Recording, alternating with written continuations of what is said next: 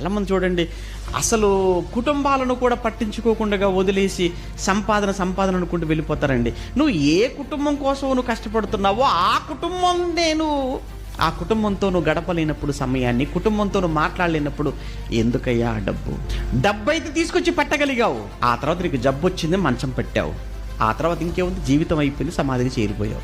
ఎవరు నిజంగా పేదవాళ్ళని మీరు చూడండి, భార్యాభర్తలు కావచ్చు, తల్లిదండ్రుల పిల్లలతో కావచ్చు, వాళ్ళు ప్రశాంతంగా చక్కగా వాళ్ళకున్న దాంట్లోనే అందరూ కలిసి కూర్చొని భోజనం చేసుకుంటూ వారు చక్కగా మాట్లాడుకొని చక్కగా వాళ్ళు పడుకొని వాళ్ళని చూస్తుంటే ఏమనిపిస్తుంది? వారికి ఉన్నటువంటి అదృష్టం లేకుండా పోయింది కదా, అనిపించటం లేదా?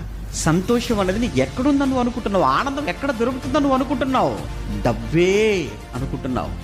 తప్పు. అది అందరికీ నిన్ను దూరం చేస్తుంది, ఆఖరికి నిన్ను నష్టంలోనికి తీసుకుని వెళ్ళిపోతుంది, నిన్ను పిచ్చివానిగా మారుస్తుంది, చివరికి నిన్ను విశ్వాసములో నుంచే తప్పించి వేస్తుంది, నిన్ను నీవే చంపుకునేటట్లుగా కూడా మార్చగలిగిన శక్తి ఆ డబ్బుకుందన్నాడు.